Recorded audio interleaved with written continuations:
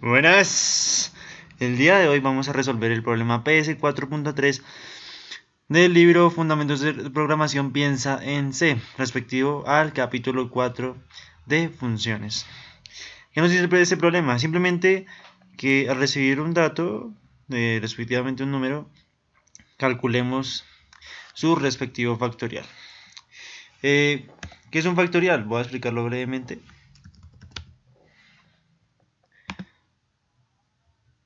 Un factorial es un número en el cual se calcula el respectivo producto de sus antecesores. ¿Qué quiere decir esto? Digamos que tengo un número 10. ¿Y cómo calculo el factorial del número 10? Sería 10 por 10 menos 1, ¿cierto? En este caso sería 9. Y así sucesivamente. En este caso seguiría 9 por 8. Y así sucesivamente. Por 7. Y estaba por la fórmula n por n a la menos 1. N menos 1, qué pena. Por n menos 2. Y así sucesivamente.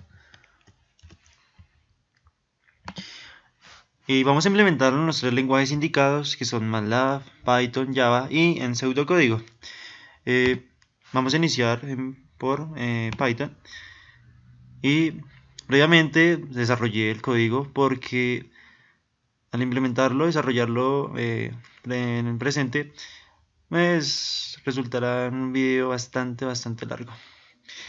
Si deseas, pues recapitular conceptos previos y algo más profundos, te recomiendo ver el capítulo anterior acerca de la resolución del ejercicio 4.4, en el que ahondo en conceptos de sintaxis y de programación como tal. En este ejercicio simplemente va a proceder a explicar algunos detalles y la lógica del ejercicio. Definimos previamente una función en la cual hacemos el cálculo del factorial y simplemente en el código principal llamamos a la función de acuerdo a los parámetros que definimos previamente en el código principal y arrojamos el resultado. ¿Cómo aplicamos la lógica para poder solucionar este ejercicio? Simplemente digitamos el tipo de número, definimos un acumulador. Esto no es un contador, esto es un acumulador, ¿sí? ¿Para qué? Para que a medida que se vaya realizando la itineración dentro de este for, se vaya acumulando dicho número hasta llegar a n, donde finalizaría el ciclo. Entonces, ¿qué hacemos? Simplemente definimos a factorial igual a factorial por i más 1. O sea, esto que está acá sería equivalente a tener, para que me entiendan más, para que se entienda más fácilmente, es como tener factorial por i más 1. ¿Qué quiere decir esto? No aplicamos la fórmula general que expliqué al principio del ejercicio, dado que esta integración inicia desde 0. Simplemente aplicamos el proceso contrario. Digamos, al digitarlo, vamos a correrlo previamente para que me entiendan. De hecho aquí ya está ejecutado. Podemos ejecutarlo con otro número, no importa. 6. O con uno más sencillo para que se sobreentienda más. Digamos 3. El número 3 tiene un factorial de 6. ¿Qué quiere decir esto? Que cuando inicia el ciclo repetitivo sería i igual a 1. Sería el factorial sería igual a factorial por i más 2. 1 por 2, 2. Luego 2 se acumula aquí en factorial. Y este 2 por i más 1 que sería 3, ¿cierto? A 2 más 1, 3. Y 3 por 2, 6. Y allí finaliza el ciclo, además de este contador o este acumulador del contador que establecí después de la operación. Y así con esta integración definimos el factorial de dicho número. Y después de finalizar, ¿qué hacemos? Simplemente establecer una condición de que cuando el contador sea igual al número en que ingresamos, se imprima el número que ingresamos al inicio y su respectivo cálculo, o el respectivo, en este caso, su respectivo factorial. Y simplemente en el código principal creamos la conexión entre la función y el código principal, llamando a la función respecto a los valores que tenemos en el código, que es el número y el factorial. Aquí lo definimos igual, pero no importa, es como si aquí podemos poner x, y o x, bueno, unas variables cualesquiera. Esta sintaxis es simplemente para ahorrar líneas, simplemente, no tiene nada del otro mundo. Es como una forma de simplificar ese cálculo. Y básicamente ese sería el programa en Python. Ahora procederemos a analizarlo en PCInt. Tenemos que definir brevemente su proceso. Recuerden que para crear una función en PCInt simplemente tenemos que dirigirnos a la esquina inferior derecha y dar clic aquí en esta parte donde dice subproceso. Pero ¿qué pasa? Que el proceso principal, siempre que van a abrir un archivo, va a ser este, digámoslo así, proceso, fin proceso. O sea, en este caso sería este sería el código principal. Pero como expliqué en el video anterior, ¿qué me hace la función? Simplemente me facilita la composición de un problema. ¿Y eso qué trae? Pues como es evidente, miren nomás la corta dimensión de este código. En cambio, si no implementara función, este código sería el doble de largo. Y eso simplemente me facilita la reducción de código y la simplificación del problema. Entonces, recordemos que toda función tenemos que definirla fuera del proceso principal, o si no nos generará un error. Y bueno, definimos la función, de acuerdo, esta es la variable de salida, y este tipo de función aquí en PCInt funciona igual que en MATLAB. Y este sería el nombre de la función, y estos son los parámetros de entrada que definimos previamente en el código principal. Miren, ¿sí? Pedimos la entrada al usuario del número, definimos el acumulador como lo hicimos en Python, y esta es la llamada a la función, ¿sí? Como se puede observar. Ahora establecemos nuevamente una itineración desde 1 hasta n. Pero fíjense en una cosa, ¿por qué aquí se supone que debería ir i más 1? Pero ¿qué pasa? Resulta que este contador se inicia por defecto desde 1. Entonces, por ende, no hay necesidad de irle sumando un número. Simplemente colocamos i, que sería i más 1, y a medida que vaya itinerando, nos va a generar lo mismo. Y después definimos simplemente la condición para que cuando finalice el ciclo nos arroje el factorial. Y vamos a probar. Digamos 5. El factorial de este número es 120. En 3. No, este número es 6. Y así sucesivamente. Si ven que tiene lógica. Muy sencillo. Pero como dije anteriormente, es un proceso inverso. Dado que pues no, digamos lo que no se puede realizar una itineración, o al menos no es tan sencillo como se vería en la fórmula real, por decirlo así, que sería esta, ¿no es cierto? Simplemente aquí en este ejercicio se manejan como variables de entrada en número, pero el factorial sería una variable de desarrollo o como una variable intermedia, la cual actúa como un acumulador, como en lo establecido, y el resultado sería la variable de salida, que sería el factorial del número. Aquí en el ejercicio, en el planteamiento está explicado, pero solo nos anota la variable de entrada. Pero la variable de salida en este caso sería el número factorial. Bueno, vamos a proceder a explicarlo en MATLAB. Bueno, como es de conocimiento para todos, hay que, para realizar una función hay que crear otro script.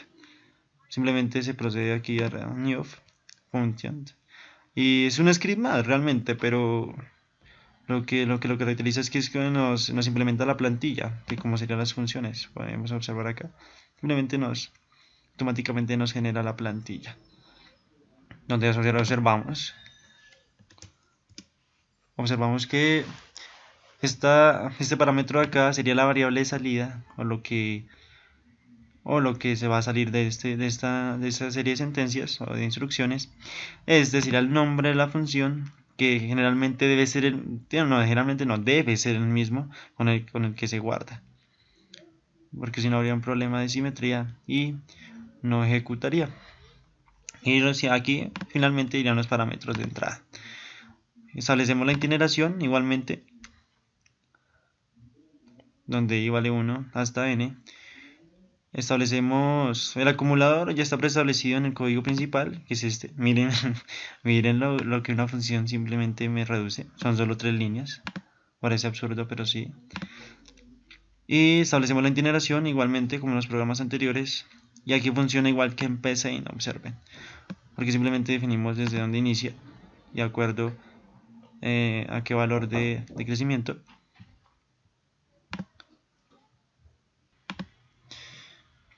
Y bueno, simplemente a la hora de cuando finalice el ciclo, en este caso no importa que esté dentro de la itineración, porque de acuerdo a esa condición, es decir, cuando finalice el ciclo, ese será el parámetro de entrada, observen, que va de 1 hasta el número de ingreso, al número equivalente.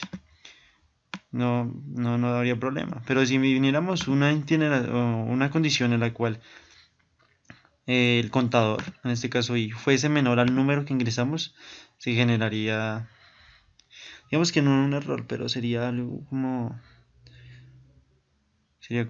un tipo de falla en el programa, y sería como una confusión realmente para el usuario a la hora de calcular esto.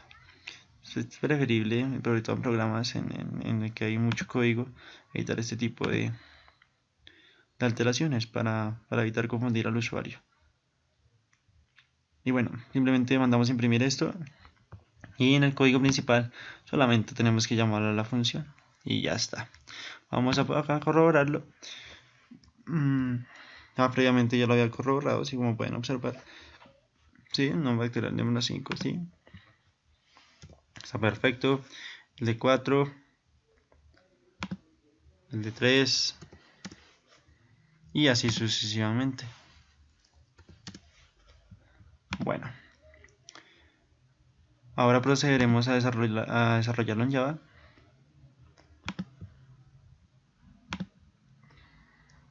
Listo. Observemos. Siempre te tiene que ir al inicio la anexación al proyecto, que en este caso son ejercicios explicados. Se importa la librería de lectura de datos. Luego está en la clase, el public class es donde va a ir todo dentro de él, incluyendo las funciones y el código principal. En la parte de abajo siempre vamos a ver que el main tiene que estar allí siempre. ¿Qué pasa? Generalmente cuando creamos un archivo va a venirse en el main, entonces tenemos que ponerlo siempre.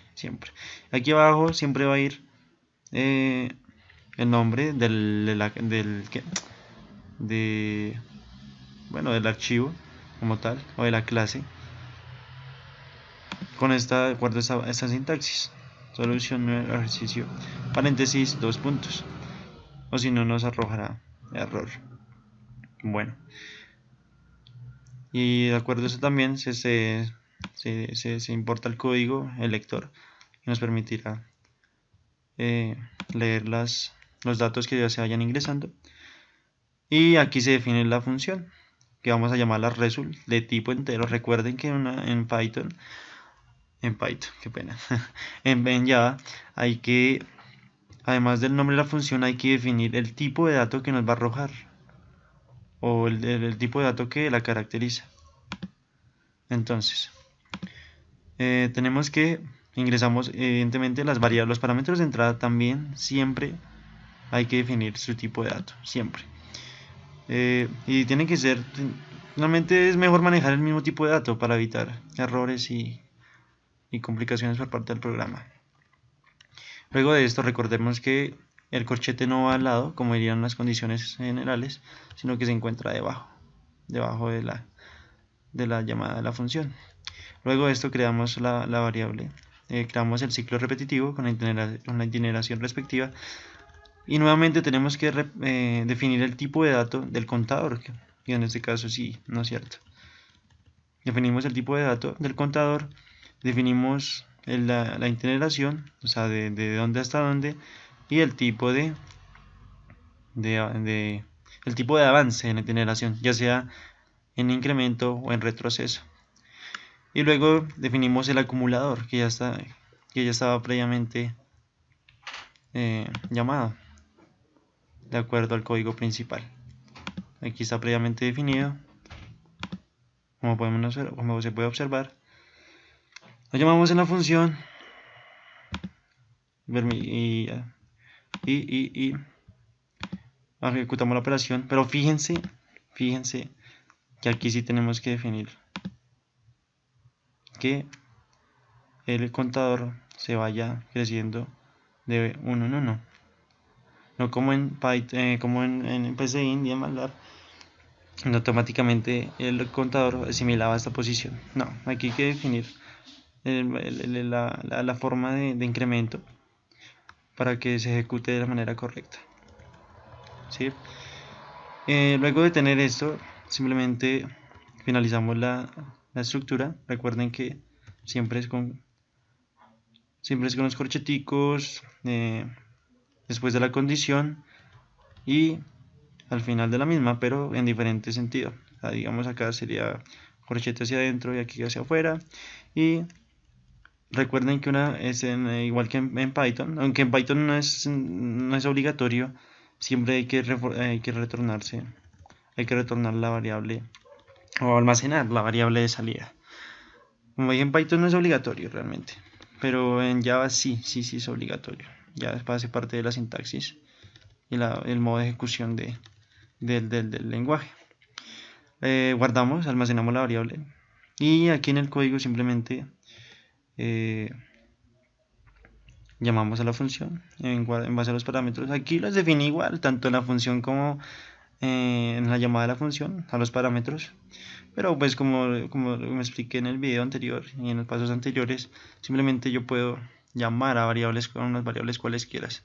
Desde que la operación y la condición aquí estén bien planteadas, no tendría que haber problema, daría igual. Bueno, luego de llamar a la función, en este caso, en la llamada a la función no es necesario definir el tipo de dato. ¿Por qué? Porque se supone que ya están previamente definidos, ¿no es cierto?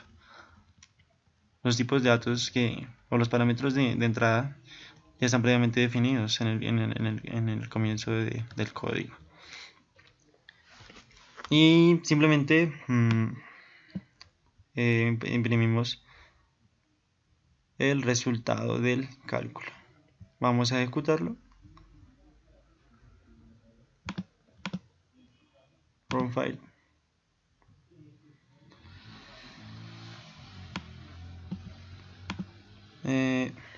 Digámoslo, 5. El factorial de 5 es 120. Como podemos observar, corre perfectamente. Volvemos a ejecutarlo.